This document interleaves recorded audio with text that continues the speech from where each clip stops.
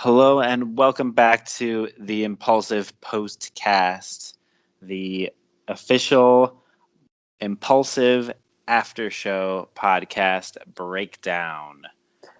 That's right. This is the show where we talk about what happened on the Impulsive podcast as well as Logan Paul's life. We call ourselves Paulologists. We know quite a lot about the Paul brothers, and we are also brothers, which gives us a unique insight and look into brother psychology. So, with that said, this is a show we'd love to. My name is Ryan. This is my brother Zach. In addition to being brothers, we also grew up in Ohio in the Cleveland area. And so we have another unique insight into the environment in which the Pauls grew up, in which they formed their minds. And so in a lot of ways, we are the foremost Paulologists. And so this is the one-stop shop in the study of Pauls. So let's kick it off with so guys, if you are returning watchers and listeners, you know that there has been a little bit of a break, and for that we apologize. We've just been really busy. That's why we're not even doing a sketch this week. We're jumping right into the info. We don't have time for it. No. We got no time. In addition to that, I couldn't think of any jokes, so that's another reason. There's so much to talk about. There's no time for jokes. So I think what we're going to do this week is sort of a megapod where we're going to cover everything, 6 guests. So not only last week, but the week before that, all in one podcast. So do you want to go jump right into it? Do you want me to say which guests we're going to talk about in this episode? So the people who are listening to the beginning can stick around. We're going to talk about the Kent State gun girl. We're going to talk about Tyron Woodley. We're going to talk about Bradley Martyn. We're going to talk about Jake Paul, the really long episode with Jake, his brother, Mr. Beast, and finally Tai Lopez. And then also the Flat Earth documentary came out. There's a lot of good vlogs that came out. Go vlog I think came out. There's a lot of Logan content in the last couple weeks. I just want to correct you. That's Tyron Woodley, not Tyrone. But frick, yeah, Tyron. No, I don't think he's going to get too upset about that. And if he is, we apologize. So, yeah, the last week started off strong with a punch, or maybe rather a shot, if you will. This episode was armed with quite a lot of information. Yeah, so the Kent State gun girl, Kaitlin Bennett. Bennett. Yeah. Bennett. Yeah, I have real crap. I gotta say, when I'm writing notes while listening to the show, my handwriting is the worst handwriting in the world. Yeah, she was. So this was I had a lot of notes this episode, and this was the spiciest episode of Impulsive that I've ever watched. I think the most tension in the room by far. It was definitely the most right versus left political feud there's been on the show for sure. I mean, because this is not a social media star, like a celebrity, really. This is kind of just more of a cultural fucking. She's a meme. She's a living meme. Right. If you don't know Kaitlin, she got popular because she is from Ohio and she goes to Kent, the school in Akron, and she is famous for taking Instagrams with her guns, being a sort of hot babe, cute girl, posing with a gun and being very pro gun rights and stuff like that. She famously took a big rifle. I don't know my freaking automatic rifle. I think it was an AR-10. Yeah, it took it on campus to get a school pic with it, a graduation pic. Just basically being this should be normal. I want gun carrying rights. I want to be able to carry my gun anywhere because I'm pro gun. I think there should be. I think the people who carry guns are like our guardians and protect us against the people who have guns who are crazy. That's her whole thing. And she really gets on people's nards, people who are anti gun rights. I mean, most people aren't like totally like against or ban all guns. Most people are just like our regulations need to be a lot more strict and things like that, background checks, etc. And like also like don't allow guns in certain areas. But she's just like, yeah. So anyway, she's just like she's like the current face of, what would you say? Open carry? Is it open carry or something like that? Or concealed carry? Open carry, or what fucking amendment is it? Well, it's the Second Amendment, just Second like Amendment. Saying, yeah, just gun rights. She's very much just like, you know, these are my rights and nobody can take them away, and I won't listen to anybody that has anything to say about that. She's very stubborn, which is why people like her, because she's very much like, I don't give a crap like what anybody thinks. Like, yeah, like the same, right, which is kind of just the classic like ignorant, you know, yeah, response. She's kind of, it's kind of like the Logan Paul attitude, which is like, y'all are haters. And maybe it's funny because like and I'll jump like to the end. He's like, you're kind of, Logan stays very quiet throughout the whole episode, which like I could relate to, because like I don't know the intricacies of gun laws and policies and things like that, so it would be really hard for me to argue with someone who was in her position, who's like spent the last couple of years like just learning about all these things in and out, so she can constantly on a 24-hour basis defend all of her critics.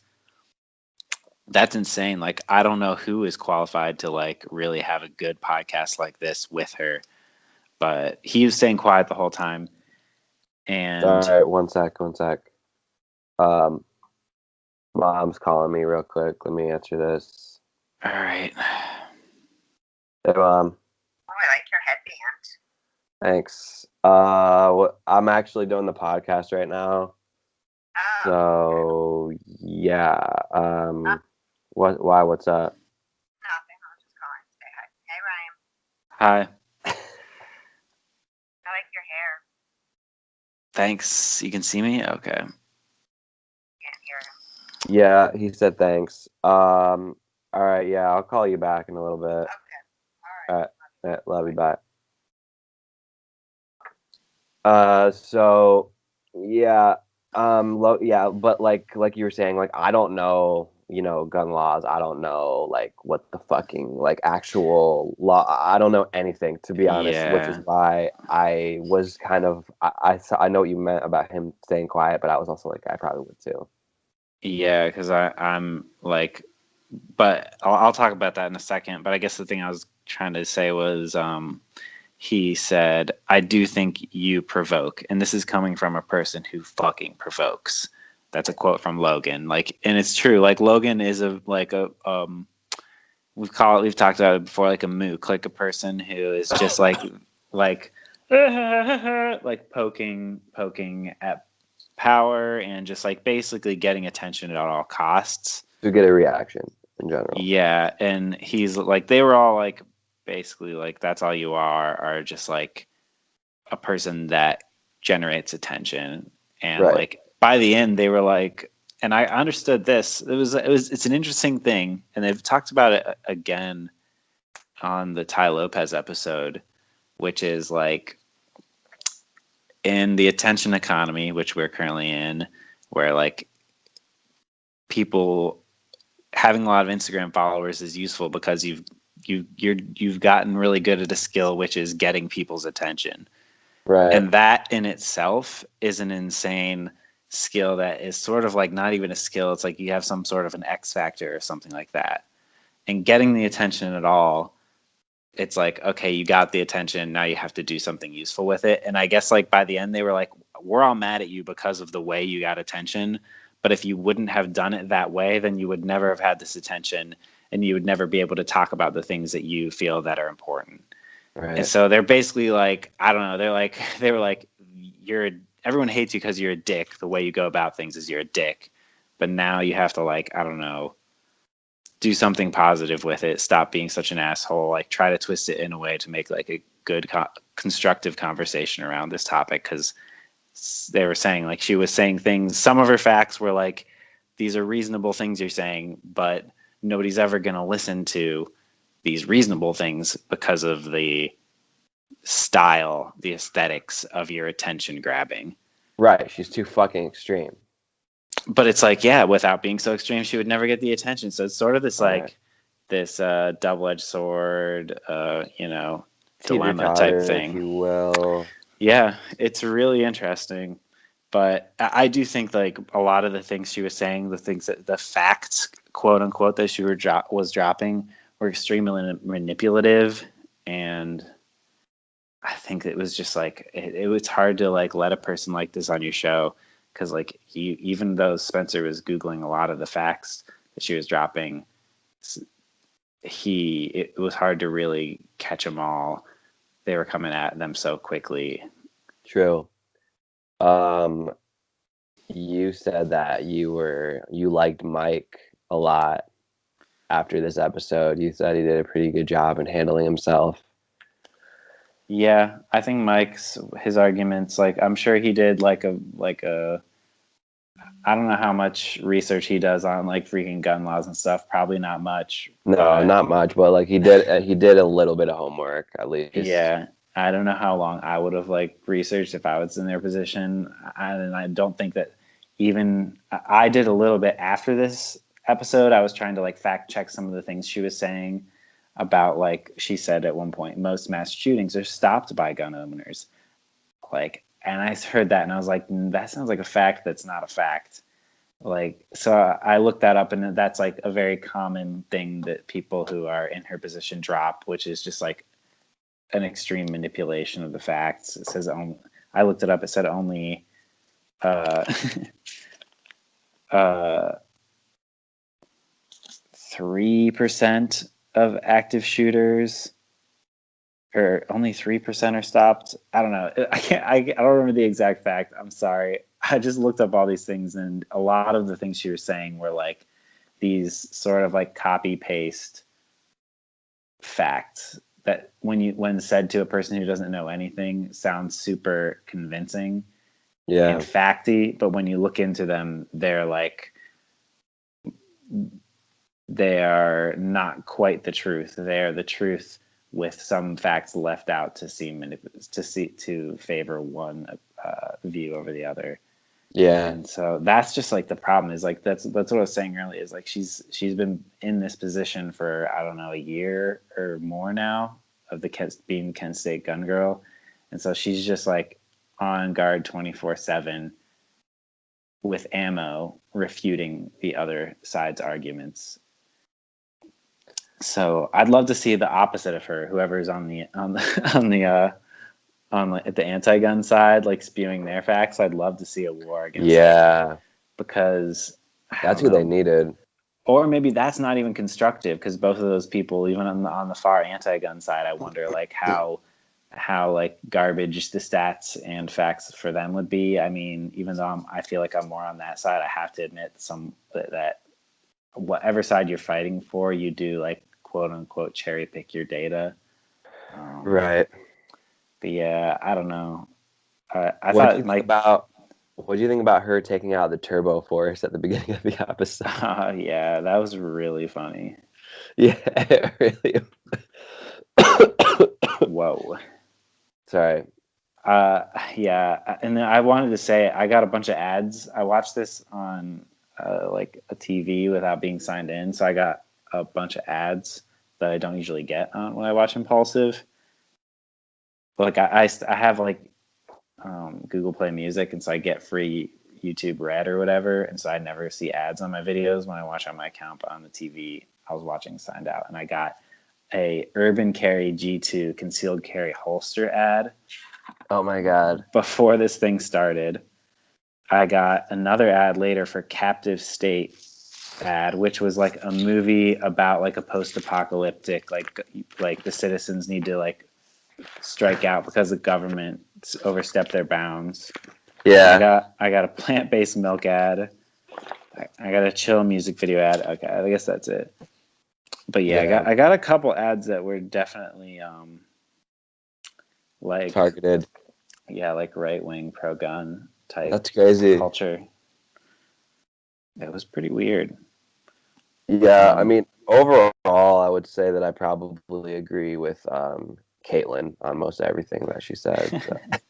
Yeah, that was the thing. I was like, I was watching it and I was thinking, like, I could see how someone who disagrees with her would think she's doing really badly. Right. But I could also see how someone who was agreeing with her would think she was doing really well, because the way that she said all of her facts so quickly and confidently, whether or not that they were true, were the confidence really won people over, and the fact that they already wanted to believe her. True. I mean, I have to say her thing about like the TSA being ineffective, like not being able to find bombs and like knives and things like that. That is 100% true. Right. That they aren't that good, but I would just say like that's not one. That's like one example. That's like I said, like a cherry picked fact. Like just because that part of the government is ineffective doesn't mean like the whole thing is. Yeah. I guess. But Mike said the thing that Mike said at the end. He said the most dangerous thing is that the sides can't talk to each other. Like she kept saying that like the conversation's over. We can't reason with the left. She's like stoking the fire for like a fight between the right and the left. Like it's inevitable at this point. She's just waiting for it to start, which is crazy, and it seems to be true. Yeah. Yeah, she definitely came off like a crazy person to me.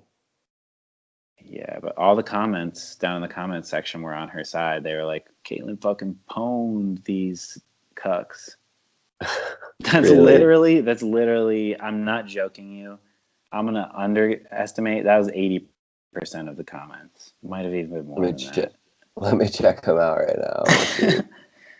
Like, and like I said, like, I'm not the person to argue for the gun regulation side or anti-gun side, but I do think there's something to be said about like gun culture being just a little bit weird. Like this is a human killing device, and I feel like the fact that you feel like we need more human killing devices in the world is just in a little bit. You just have to like step back a sec and be like, just the sheer ideology around the need for the ownership of something that ends another human's life is kind of crazy to me. And I just feel like I understand why people say they want protection if someone like busts into their house, or like a girl's walking in the night and wants to protect herself from being raped, things like that. I understand that. But I feel like there's so many non-lethal options out there that would 1,000% stop someone, that you don't have to come to the point of killing someone to protect yourself, in my opinion. I mean, that's just me. I just feel like the culture of like ending someone's life with this tool is kind of crazy. Like, I think we'll look back on the idea of the gun as just something extremely barbaric. Yeah, and then it all just goes back to, well, that's my right. Yeah. And it's like, well, don't you? And they're like, well, don't you think like this law was made at a time whenever like things were not like that's not the same world. Yeah. Which they were trying to get at, and she just doesn't give a fuck. She's like, that's my and here's a comment from the episode: 3 men trying to gang up on a little girl, and she comes out looking like Neo from the Matrix, throwing all of them off her. Haha. Yeah. My first time watching Impulsive. I've been watching JRE, blah, blah, blah. Well, fuck this. The hosting experience you gave Kaitlin was aggressive, immature, and my only advice to you, Logan Paul, is to get rid of those 2 guys. The dude on the right is disrespectful, incompetent child. Talking about Mike. Mm-hmm. Yeah. They did a good job, probably better than I would have done in I think they were being situation. pretty like it was a little bit aggressive, but it's also because she was coming off mad aggressive. Yeah. So they were being very polite, I thought. Yeah, they were. They were really trying. I mean, Mike was like, I thought Mike. I thought he was doing such a good job. Sort of his philosophy was like he even if deep down he's like, this girl's crazy, I need to shut her down now. He really did think about the idea like we can't let the conversation stop. We can't let this conversation between the right and the left stop, or else we really will be in trouble. Like they will come at us with their guns. Like they. So yeah, he was being really, really civil and trying to keep the conversation flowing, and as maybe wrong as they were to even have this conversation because of like being ill-informed about gun laws and stuff. Yeah, like maybe they're not the best people to have it. They did a good job of just keeping it civil and sticking to their side and trying to understand the things she was saying, and I think making her calm down a bit by the end. I think. What do you think? Yeah, I mean, they really had to go so lightly, like tread so gently around her to get her to even like consider like anything else, which yeah, it did seem like she was like, it didn't seem that she was a little bit more understanding at the end, but who knows if she was just like, okay, I'm just gonna say this. Yeah. And whatever. Yeah. But I thought Mike's thing about, like, she said that she really wanted the government not to regulate gun shops and background checks, and that each individual shop will run their own background checks on people, and that the reputation in the business world is something that will regulate it and make it safe, because if someone's selling guns to just anyone, then their reputation will be declined and people will stop buying guns from them. And that is a thing that is truly crazy. And I thought it was interesting that Mike could see that business. He said business is all about the bottom line. They will never not care about the bottom line. They like a gun shop will sell a gun to anyone, no matter what, if no one makes them do background checks. true. Like, he's like, come on, Kaitlin, like that's obvious. But I think that people really do believe that the marketplace is, I don't know, is somehow not just caring about the bottom line. And I thought it was interesting that Mike said that too, and he seems to be like a hardcore businessman. And think I would like to, I don't know. I guess, what do you think about that? I mean, I agree with Mike, like 100%. Like people at the end of the day, if their place is about to go out of business and they need to sell fucking 100 guns to stay in business, whether they do it legally or illegally, I don't think they give a fuck. People want to get paid. They want to fucking take care of themselves. Like, that's just not, if there's not someone else like regulating that. People were like, if you just want to see what businesses do when they're not regulated, just like look at the history of like the FDA and things like that. Like the reason why governments started having groups that like looked into the food production industry, and they saw that like there was like actual sawdust in our cheese, and like all the like, just look back into it and you'll see that businesses were cutting costs at the sake of the customer's health and well-being left and right, until regulation agencies got in the way. And they still are, yeah. So, I mean, I feel like, I wonder if like business itself, the idea of in the marketplace, it's maybe an ideology that we've talked about before of just like predator prey, like the customer is the prey and you need to get their dollars at all costs. You know what I mean? Like that sort of like business shark relationship is as much an ideology as anything. So I don't necessarily think that capitalism or the market is bad, but I do think that the way we think about customers and the way we think about business is a sort of dangerous ideology. And so I do wonder if just like the whole business world wouldn't be fixed if we just started thinking of it differently. You know what I mean? Yeah. I know what you mean. Do you? Do you know what I mean though? Like, I do. 100%. Like the entrepreneur attitude, that Tai Lopez so flexed in one of the latest eps. Yeah. Like, I feel like that sort of like attitude that just like, get that dough, get that bread, dude. Like, that accompanied with capitalism in the market is bad, because I just feel like that attitude that people are there for you to sell shit to and manipulate is fucked up. Yeah. Now, do I think that, I just feel like that it's possible that there could be a future with like a marketplace and selling things to people that we just think of customers differently and think of the market differently, less predatory, that we don't really have to change much other than just the way we think about it. Yeah. I don't know. That's maybe me giving the benefit of the doubt to capitalism, but I've been thinking about that lately. That it's not as much the mechanics of capitalism, the cold system shape that is manipulative, but just the folklore and the stories and the metaphors around it. Yeah, I think that's for sure true. Should we move on to? I just wanted to say she's from Zanesville, Ohio. Yeah. And I've been to Zanesville, and it's like super backcountry place. They're like, they're the only person I knew there was like somebody who made guns for the government, like sold like special sniper rifles to the government.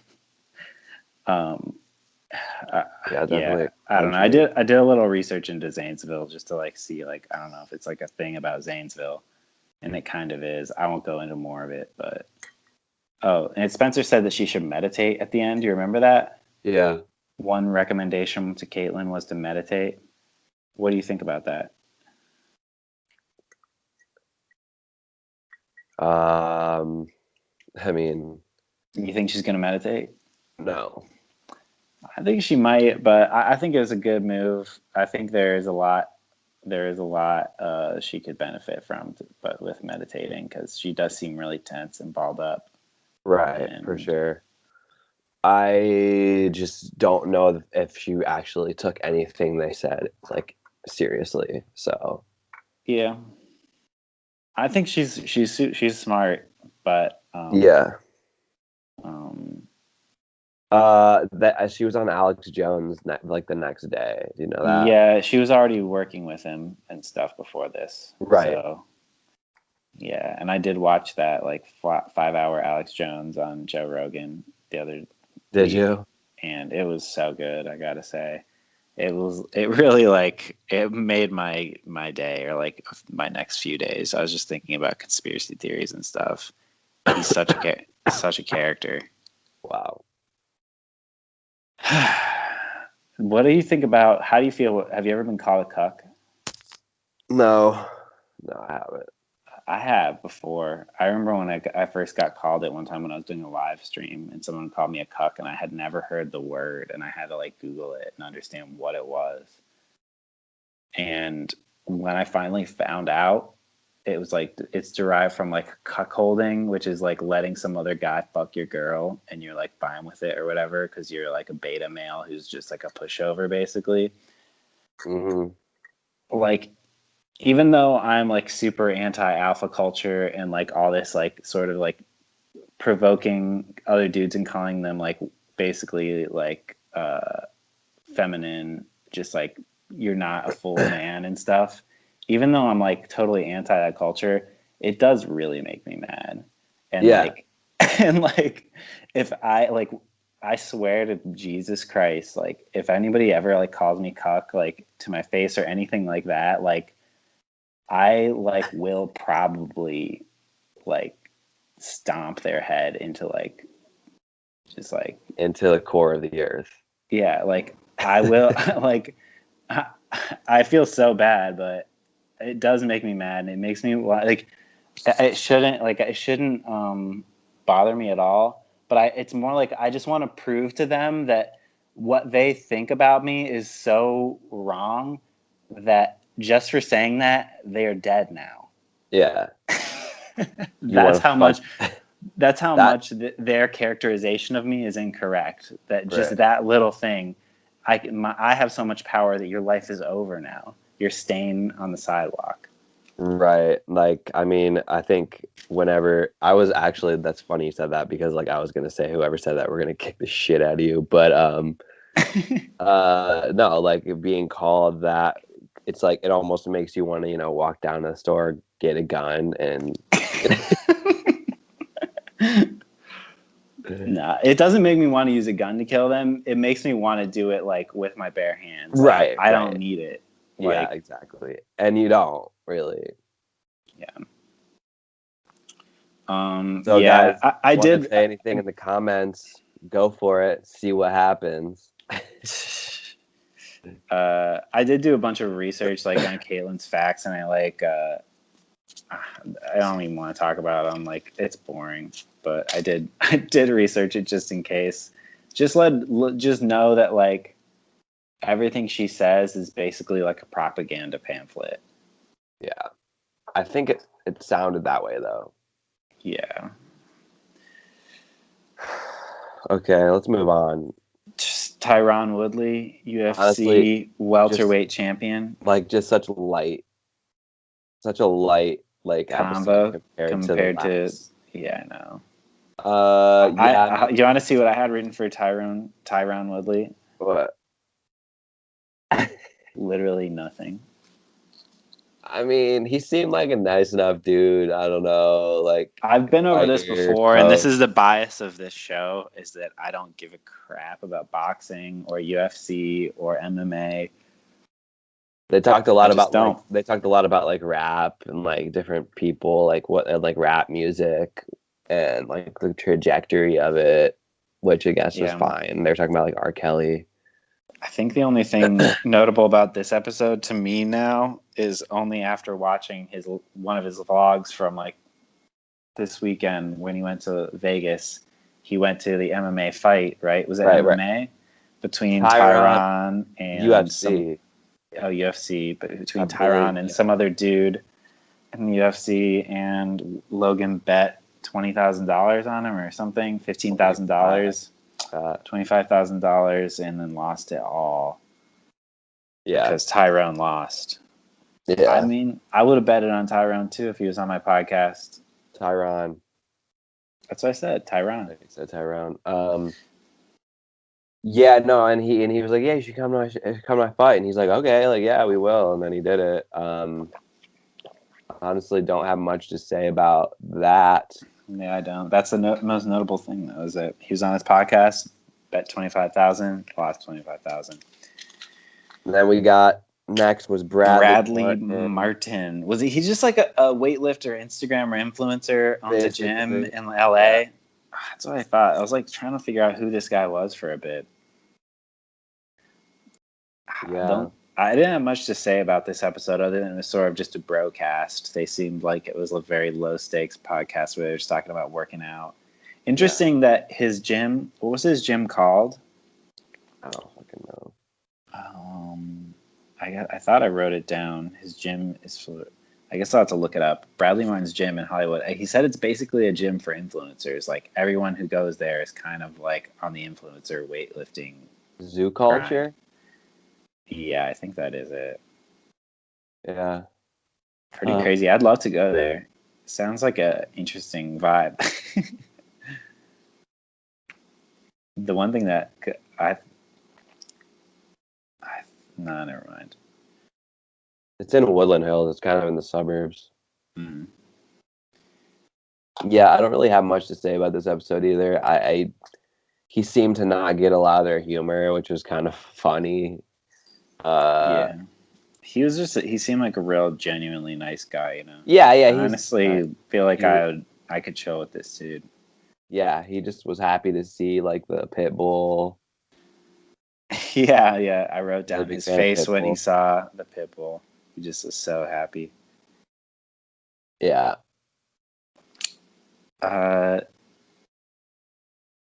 He said, what do you think about Mike's dad bod theory? That's one thing I wrote down.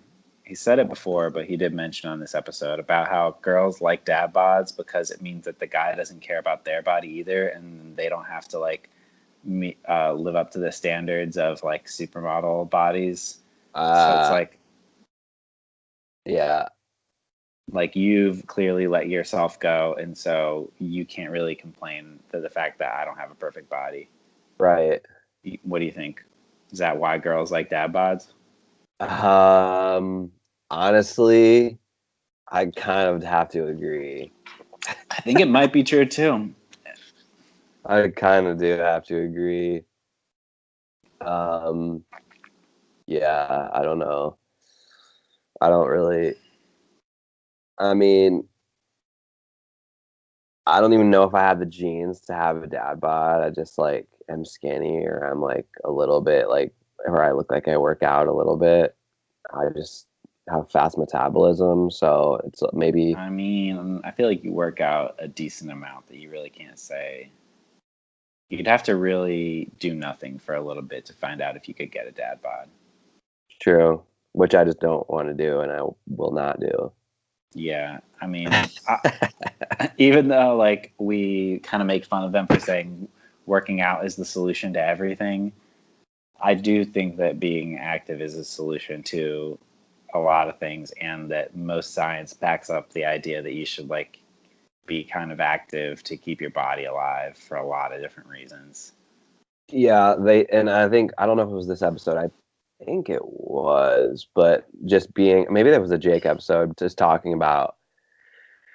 Spencer said like that they grew up like playing sports or whatever, so they kind of like had it like that way to like relieve anxiety or stress kind of already built into them, so they kind of understood what good physical exercise does, which maybe some other people don't because they had never really done it before. Yeah, I would say that sports to me didn't seem to relieve pressure. I felt like sports gave me anxiety. I don't know about you. Yeah, definitely.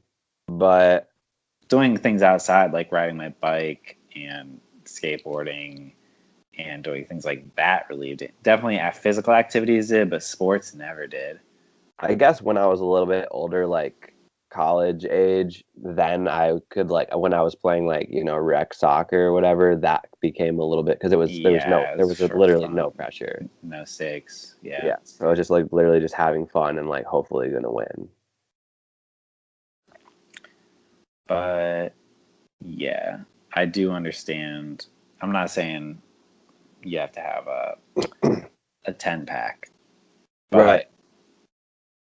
But to be generally fit, I feel like, and just not even being fit, I guess just being active. But I guess if you're active, you're gonna probably be relatively fit. Yeah, although I saw in this one Bill Nye Saves the World, his new Netflix series, the episode they had about just fitness in general, the facts they said about like how much control you have over your body is like it's like 20% your control.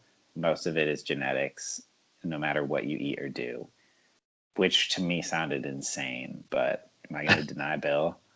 I don't remember the exact figures, but when I came out of the episode thinking like anybody who's like a little bit overweight or at all or even a lot overweight, like it is actually not as in control as we tend to want to believe, especially in like the fitness industry, because the fitness industry is all about do this and you can look like this.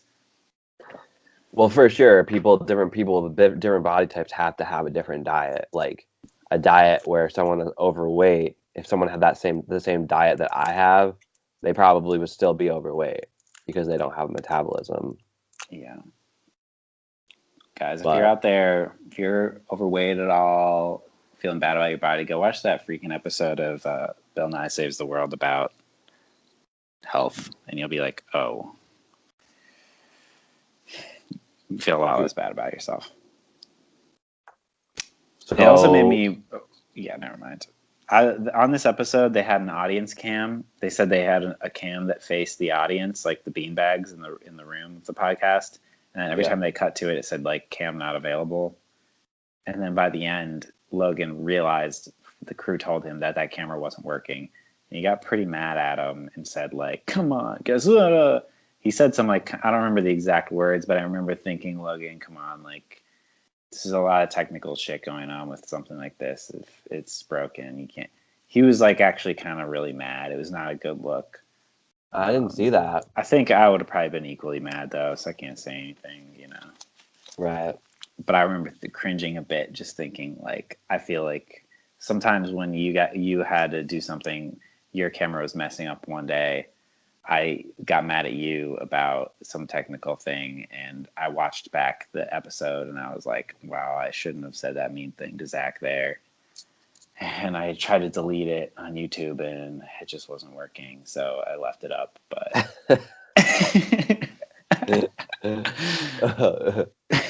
oh shit! I have no idea what you're talking about, but that's funny. But I did feel bad. I felt like, yeah, you just shouldn't be mean to people like that.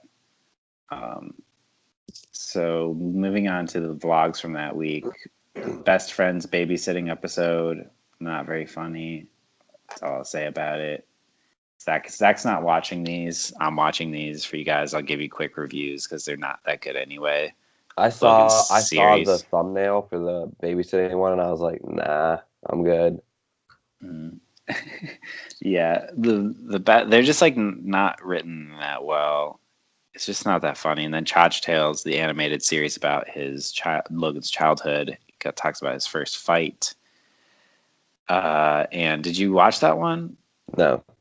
Oh, I got to tell you, his first fight happened at Mohican in Ohio.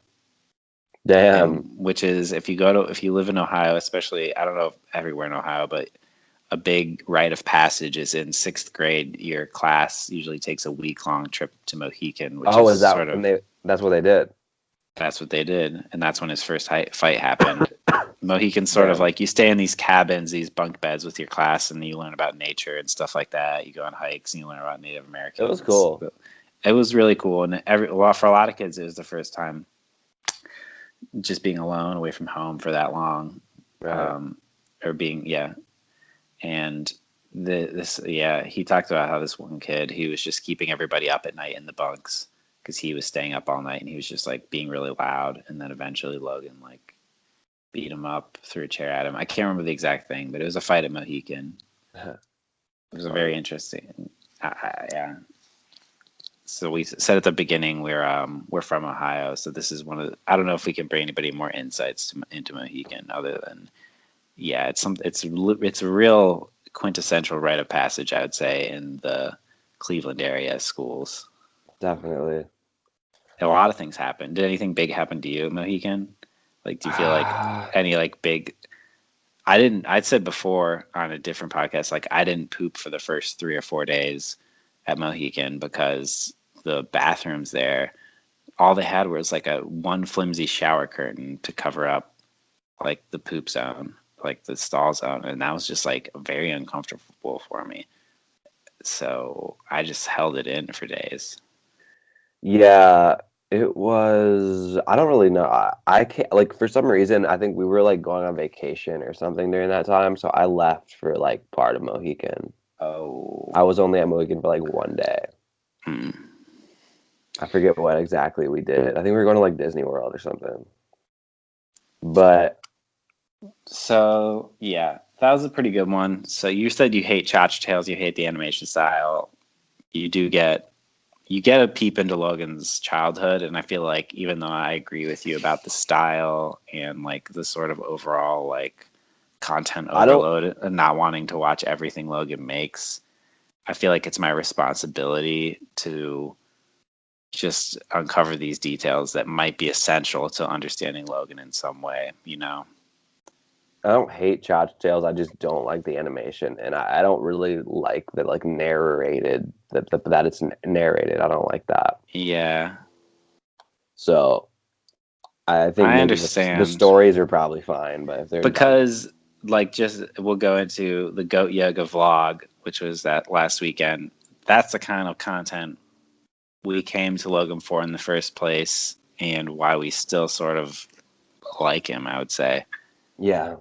The Goat Yoga vlog, even though you can check YouTube, a lot of other YouTubers have done goat yoga. It's not. Just goats like to climb on things, and if you do yoga positions, they'll want to climb on you. And for some reason, somebody made that into a style of yoga. I actually didn't look into this to see if it's legit at all. I assume it's not. I don't know how you can even verify that. But it was a great vlog, edited, really funny, and I have not much else to say. Amanda Cerny was there, a classic Viner. Yeah. It was a funny vlog, and yeah, I understand when you see Choch Tales and you see Best Friends, you're like, why are you even wasting your time with these other formats, Logan? Your vlogs are where it's at. True. And I get it. He said, another Logan news from last week, with his brain scan that he got on his vlog from a couple weeks ago, where he said he has holes in his brain and he lacks empathy because of traumatic head injuries from when he was a kid. A lot of his fans are saying not what I said, which was not that the scans are fake, but that the analysis of the scan is just like overreaching and just not really exactly science. Right. That's what I said, but some of the fans are saying that the scan was 100% faked and that the images that he was using for his brain scan were pulled off of Google and aren't actually legitimate brain scans.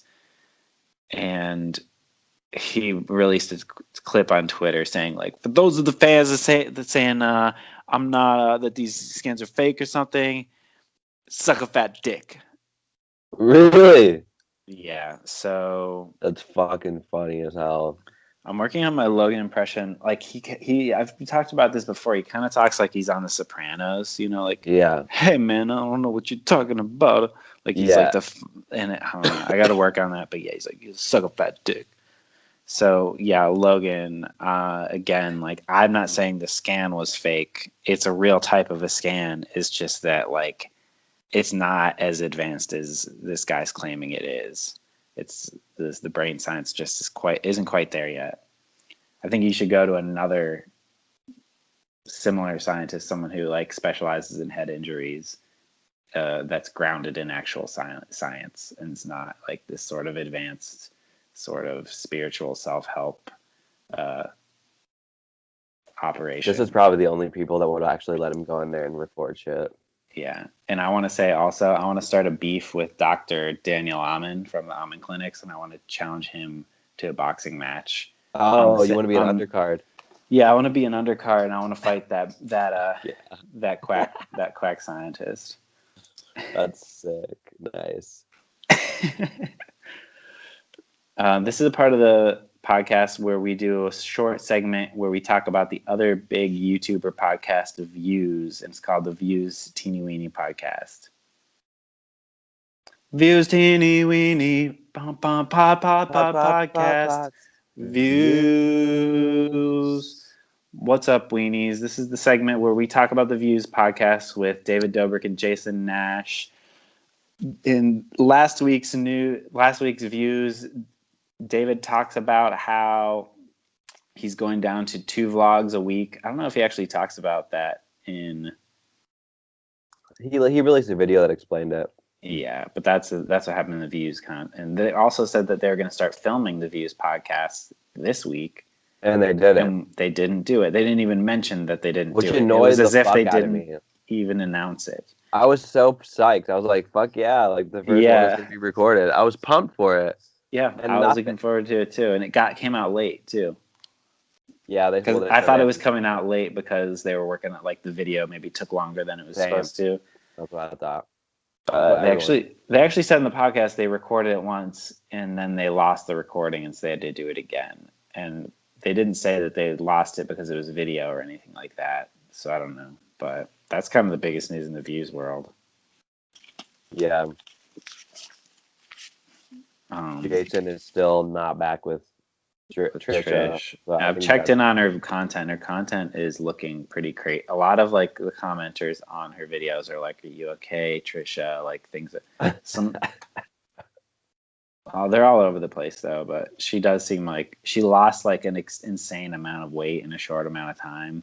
Really? Well, at least that's what her freaking thumbnail said. So it might be click.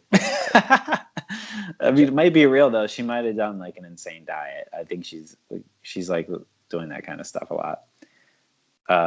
The thing they said in Views this week that I thought was really interesting, and we could talk about going into Jake Paul stuff, is the thing that David brought up in the episode last night or last week from like the most recent.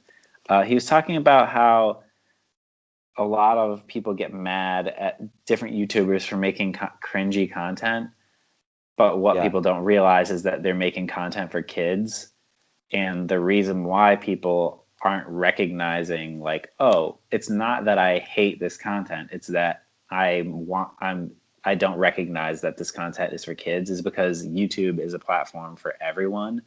Whereas in the past, if Lele Pons was on the Disney Channel and her content was cringy, you wouldn't be like, why is this so bad? Ah! You'd be like, oh, it's this style because it's for kids. But because everything's all on the same channel, i.e. YouTube, basically there's just sort of a confusion around that. They talked about this on the Jake episode. Yeah, they talked about it on the Jake episode, and then David was talking about it on Views about why he doesn't understand why people get mad about just different people being cringy or something, or people being super YouTube. People that have really big followings on YouTube are sort of catering to a younger audience, like a Nickelodeon Disney audience. And they're not necessarily even talking to teenagers or like people in their 20s, but people in their 20s and teenagers watch it and are like, why are you doing? Like, I don't get it. Oh. It's because they expect them to be doing, I don't know, like Joe Rogan style podcasting. I don't know. Right. Something that's their own age, basically. And yeah, David was just like, this kind of stuff didn't happen. Like he talked about how like nobody would go and like watch the Wiggles and be like, what's this fucking song about fruit salad? Yeah. Like, no, it's like, no, it's for kids. But yeah, it's a very interesting point. It's true. Like, but Jake Paul, even though, I don't know, for a while he was like basically branded as jackass type content, the troublemaker. He's now claimed that he's toned back and he's not the troublemaker anymore. Right. And that he sort of is like a Disney show. Yeah. He said the hooligan days are over. Yeah. But there's levels to a hooligan. Yeah. So this episode with Jake Paul was freaking 2.5 hours long, I think, because there's another. It was like 2 hours and 15 minutes, and then like another 15 minutes on the audio only portion. Yeah. And I listened to all of it for everyone here, so you don't have to do that. Yeah, I did too. It was a lot. Overall, it was good. The way that he answered questions, he was being so fucking careful the whole time. It was fucking hilarious. Yeah, and it's because like I think it's because all of his fans are like babies and stuff. He's basically like, I think when Shane Dawson said like, you have to understand you are SpongeBob. Whenever you sell merch to kids, it's like if SpongeBob was selling merch to kids. And I mean, he already knew this before Shane said it to him, but then someone said it to him publicly, and then he's like, all right, well. Yeah. But yeah, like just the way he was talking, he was thinking, like he thought about everything he said. Like you know what I mean? There was always there was a lot of pauses because there was a question about like his dick size in the audio only, or no, that was even in the regular app. They were like, how big? One of the people who found in, hey, yo, Jake, how big's your dick? Yeah. And he had to like very carefully answer that and basically let the guys answer it for him.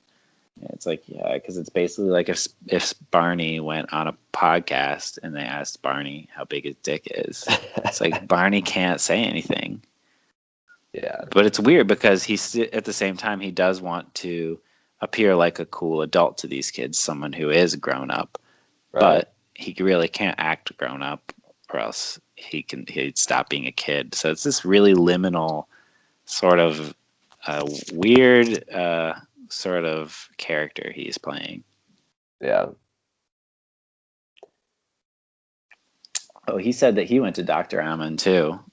Yeah. Reminder, Dr. Daniel Amen, I challenge you. He said he went to Daniel Amen and had white dots all over his brain, and that meant he was hyperactive. Right. That's when Jake brought that up. That's when I decided I wanted to box him. I was like, that's it. This guy's going too far. So, interesting facts from this episode. Boy Wanda, the producer of Drake, is producing Jake's tracks. That's kind of impressive, I guess. Pretty crazy. Logan, he has worked with him. Who knows to what degree? Yeah, they made a few tracks, I guess. And he produced. Did he produce "I'm Single" or no? I don't think so.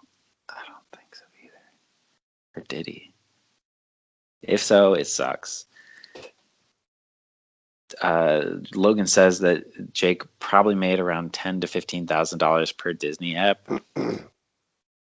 Jake didn't confirm it, but it seemed like, I don't know, reputable. And he's like, when he was doing those Disney episodes and doing his vlogs at the same time, the vlogs would make so much more money than the Disney episodes, which is insane. It's true. That is not very much money. Yeah, that is crazy. He co-built Fanjoy, the t-shirt company, with his friend, and so he's like a co-owner of that. I did not know that. So that was there's like a lot of like little facts here that I just like was like, oh, didn't know that. I mean, it's nothing that really like blew my mind on this. He wants to be like Jay-Z. He wants to be the Jay-Z of YouTube. The Team 10, the original team plan for Team 10 was to build a team to promote products. So like, it's not that he was even really trying to build a team to like fill YouTube with like very interesting personalities and content. His whole thing in the beginning was, we're building celebrities, a network of celebrities who can all use the same product, so that whenever you launch a product, it would be like just laced into reality. Right. For these people, and just be a cool product, like automatic coolness for products, which is the snakiest shit I've ever heard in my life. And yeah, that's why Jake sucks. Yeah, he's very business guy, which I didn't, when I heard about Fanjoy, I was surprised about Fanjoy. I was like, damn. Yeah, like this is the kind of shit that I'm like, Jake, like that's the kind of thing I'm saying. Like, that's the ideology of business that I feel like it doesn't matter about the sheer mechanics of capitalism or the market or the free market. It's when you think of people as prey like that. That's what I don't like. When you think about manipulating everyone's reality that way. Right. Like, he talks about Tidal as being a successful product because Jay-Z has all these artists underneath him who will talk about Tidal and release things on Tidal. But just because everyone knows about Tidal and that he has all these people doesn't mean it's good. It means that you got a lot of people to talk about a shitty product. Like, Tidal is absolute garbage, and everyone knows it. Like, no one needs to listen to FLAC files. You do side-by-side tests with like a decent MP3, even a shitty MP3. It's not good. Is that the thing about Tidal? Yeah, that's the thing about Tidal. They say it's like higher quality than everything else. And it's, yeah, because it's FLAC, and it's like 100% fucking vapor. It doesn't really do anything. So it's like that example, like Jay-Z has other businesses but other than that, but like using that as an example, like just like getting things, sheer attention grabbing. I don't know. Yeah, like I don't know. There's just something snaky about that. Like, for sure, you should want products to be popular because people are finding them useful in some way. The whole advertising industry based on just buying popularity with money and stuff, like, that sucks. Like, the market should think products should be successful because they're bringing value to people's lives, not because a lot of people have talked about it and they've bought attention. Yeah. There was that one part where he was talking about a YouTube advertising secret and they muted it, which was pretty annoying. I'd love for a lip reader out there to tell me what they said. Yeah, right.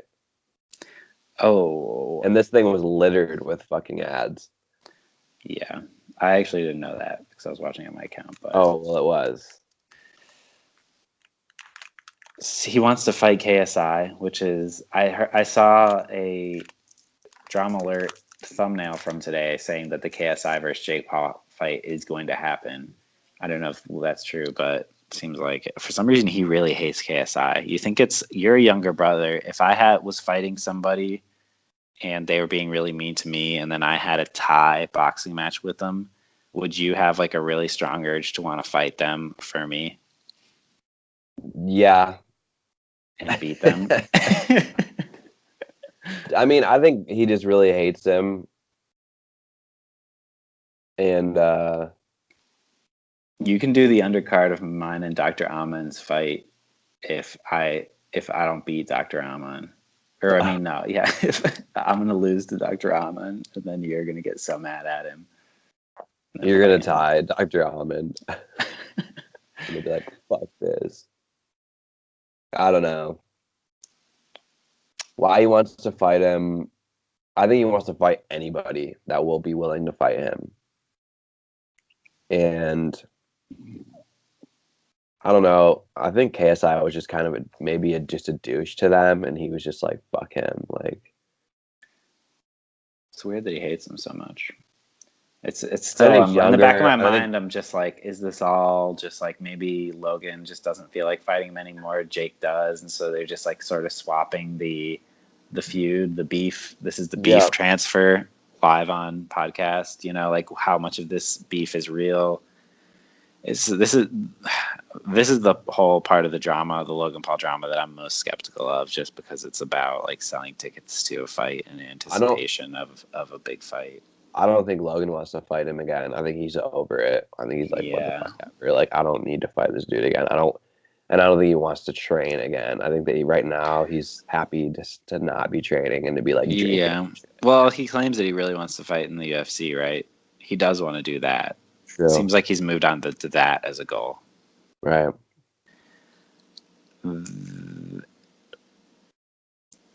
What else you got? Would you say, like, they talk about KSI and PewDiePie being like hate-filled YouTubers that just like sit in front of their computers and make fun of things or like talk about things? I just want to say, like, I didn't feel like PewDiePie is like hate-filled. I feel like he's just trying to have a good time. Yeah, I don't think so either.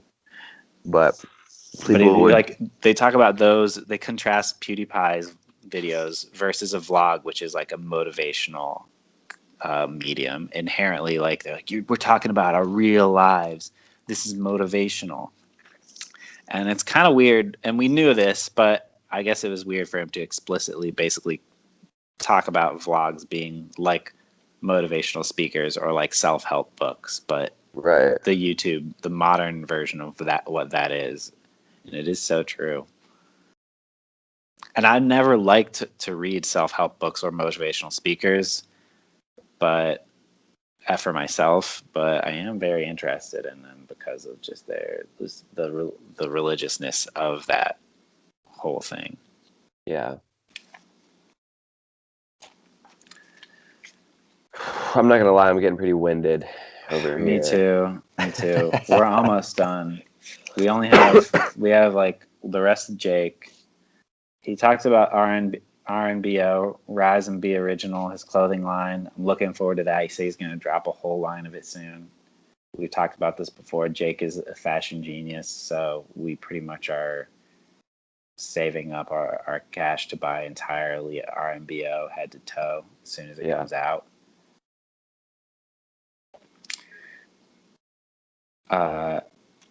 He talked about his dick is huge. That girls are always like, wow, that's big. Right. Forgot about that. Would you say, I was going to ask, do you feel like Jake has big dick energy? Yeah. I said so too. I'd have to agree. Did you Logan has little dick energy? Because he talked about before that he has a little dick. Yeah, he said. I don't know if it's a joke, but I feel like if you say it enough like that, like, I feel like he might actually have a little dick. Who knows? I don't know. I don't have an opinion. Apparently, I don't. Every time they bring it up, I'm like, how much truth is there to this? Who knows?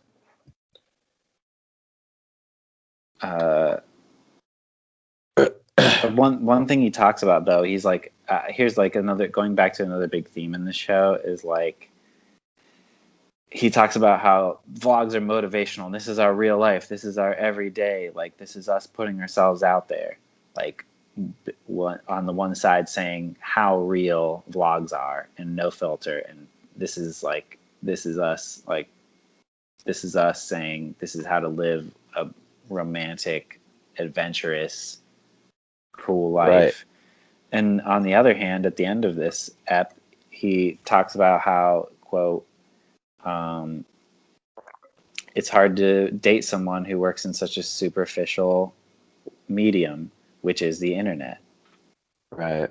And then, yeah, it's like if on the one hand the internet and the medium that you work in is so no filter, your real life and stuff, then it should be easy to date someone because you should be able to watch their vlogs and sort of already know who they are. But on the other hand, they talk about all the time, not just this app, but all the apps, about how fake social media is and everything that they do is. So again, I just want to say, like, putting that dichotomy there is like, yeah, when it's convenient for their vlogs to be authentic and real, they're real.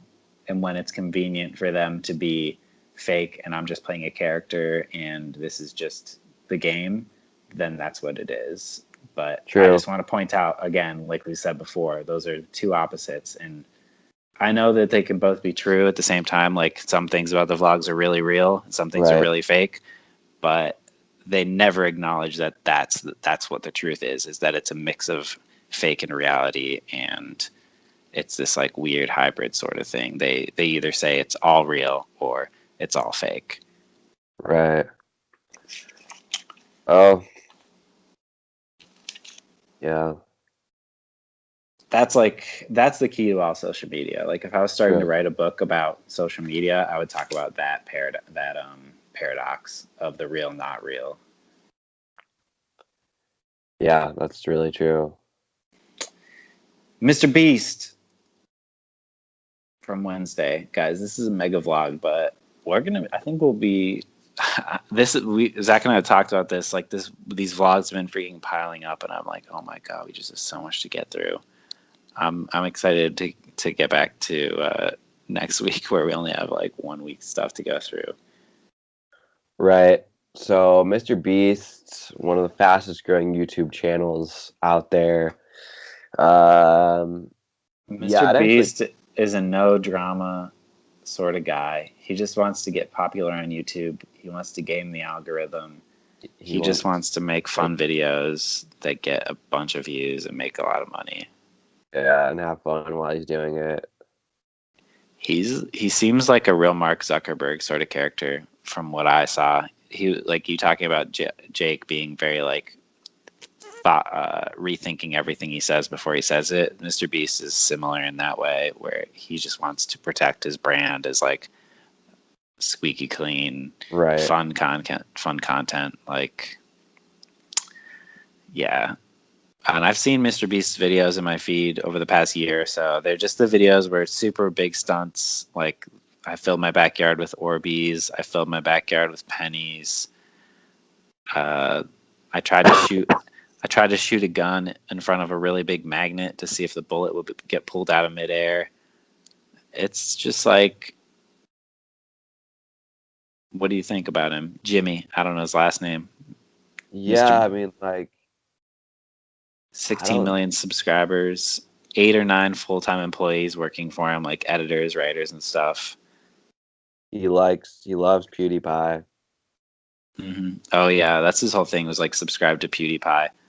He does, yeah. He really likes the idea that YouTube can be a place. That's why he supports PewDiePie so much, is that he likes the idea that YouTube is a place where the underdog, a regular, quote unquote, regular old dude, can just be the top YouTuber. Right. And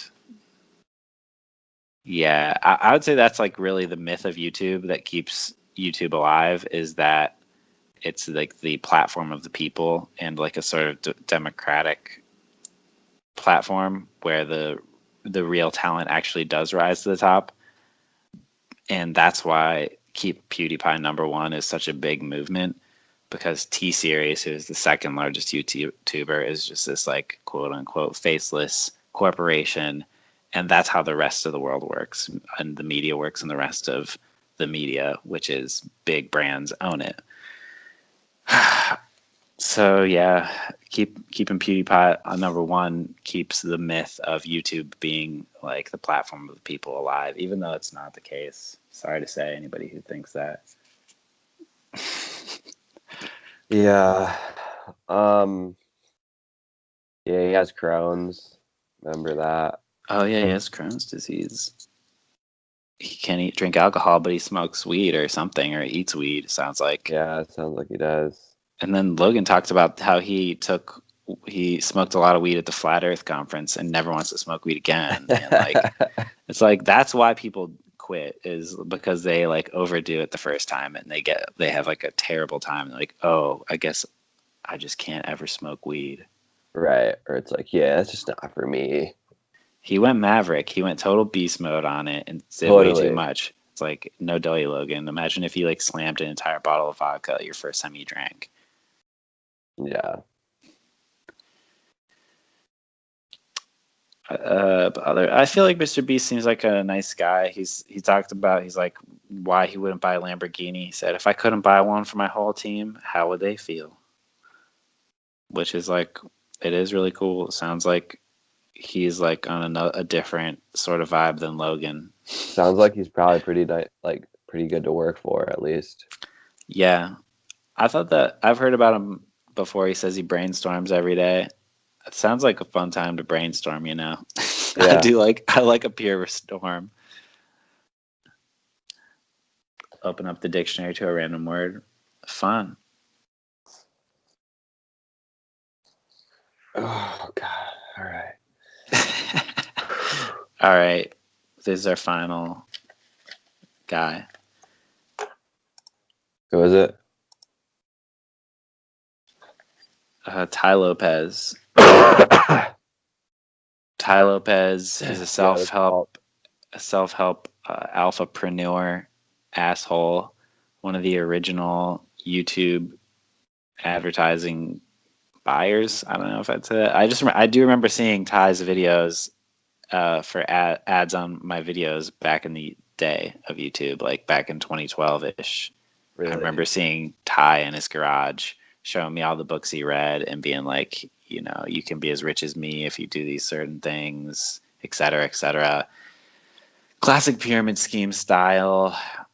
He was talking about his mentors, which if you listen to my podcast, my last podcast, which was about some dude talking about his mentors and how to make a ton of money. Yeah. And I thought that was funny. That's a classic pyramid scheme term. Oh my mentors. Yeah. Like I fucking hate that word so much. You have to buy like. You know, my mentor is my fucking dick. Yeah. So, Logan thought. I just want to say, like, Logan says, like, I do my research, man. I do my research, and it's like, Logan, you got to know, like, doing your research isn't like listening to Ty's advertisements and stuff. You should like read other people who've talked about him and like criticism of him, because Logan was like, yeah, you only have $47 at one point, right? And Ty was like, oh, so the marketing works. And then Logan said, oh, I did my research, but no, like Ty was like, no, I made sure that like whenever I say that I started from $47, that was something that was very memorable to the audience, because then the audience, he didn't say this, but like this is what he meant, like to say that at one point I only had $47 in the bank and now I have like a really nice supercar and stuff. That's showing my story of rags to riches and that it could be possible for you. Like, right. Even if that at one point he really only had $47, like, I don't know. He's just going to focus on that because that's the rags to riches story. Right. Yeah, he's just like a straight up scammer. Yeah. And he didn't really deny it either. No. he said there's a lot of subliminal. He said there's a lot of subliminal stuff in my ads, and they're really like his ads really are genius in a way. He always makes it look like the camera got turned on just by chance, and that he's squeezing this video into a small pocket of time that he has maybe between meetings. Like he's like, oh, you're so this is my house. I'll just throw it. I got a fish pond over there inside. I got a library up there. Just don't worry. Like it's sort of like really like humbly talking about these amazing things in his house. Like it is super manipulative, like the character that he's playing. He's like a very Gary V type character, and all he's selling really is just his vibe, the way he talks about the world. It's super. He's basically like a proto Gary V. I don't really have much else to say.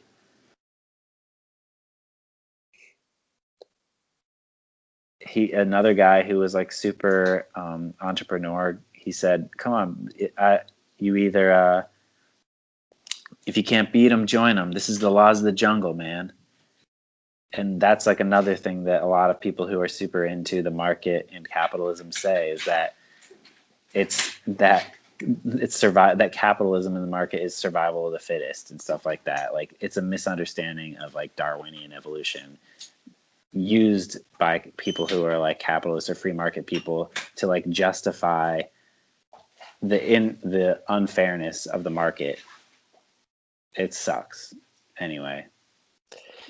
Yeah, I was listening to this podcast while I was working, and I was like, "This is just all like business terminology." It's like, yeah, this guy sounds like he just likes to hear his own voice. People like to hear his voice too, though. That's why he's successful. Is the X factor of like he sounds confident, he looks cool, he's just the thing that people are buying is his voice in their head, so that they can feel confident. And what you guys are buying is our voices in your head. If you're still here, why don't you give us a thumbs up?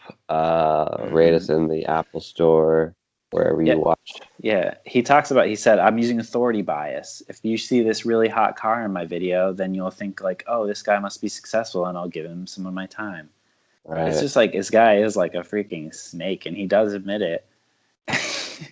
He really does. He says like college is bullshit, and he said the only reason you would go to college is for your network. And it's like, yeah, that is true. Like, why can't you, like, he said the only thing valuable about going to college is your network. And so like, how can you not see that someone who has a lot of money who can buy their way into Harvard wouldn't then get that very valuable network? Like that is like one way in which this system that he thinks is great, capitalism, makes the winners keep winning, is that people can buy their ways into these personal networks. Yeah. Not because they went to college and it's like a really good college and they learn a lot of good stuff. It's because they're meeting other rich people and then keeping the rich on top. It's like, dude, I don't know. Okay, whatever. Yeah, Tai Lopez sucks. Sorry, guys. I want to fight Tai Lopez on the undercard. Yeah, true. He seems like he could probably fight. I could kick his ass.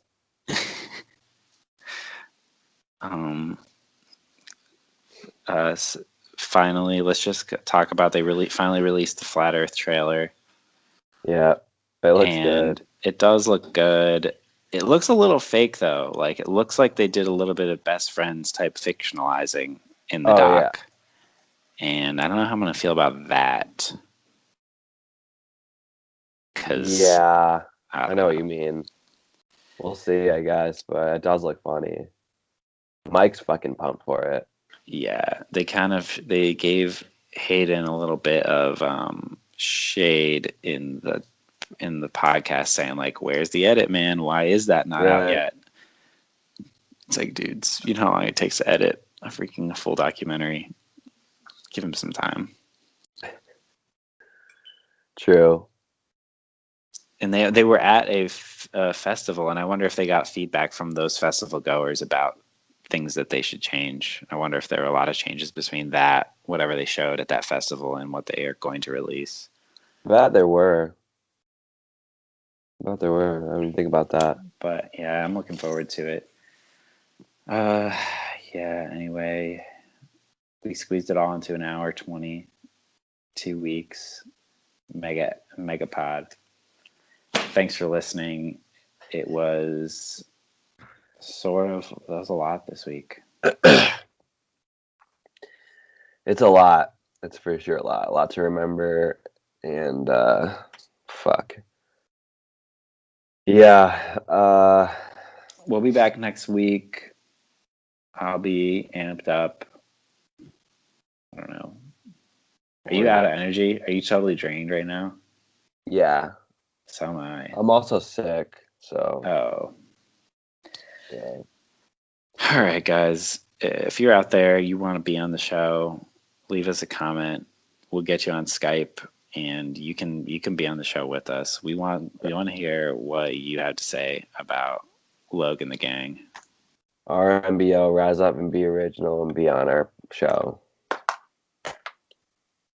All right, guys. Thanks for being here. Take it easy, fam. Peace.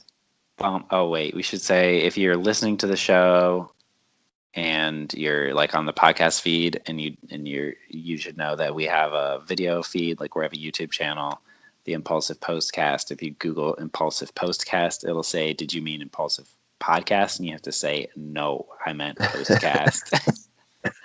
And also, if you're watching this on YouTube and you just want to subscribe to our podcast feed, you can search those words in any sort of podcast platform, and you can find our podcast and listen to it every week. That's right. Thanks for listening. Right. You want to say it? Oh, yeah. All right, guys. Thanks for being here. Take it easy, fam. Peace. Bum, bum, bum, bum. Ba, ba, bum, bum, bum, bum, bum.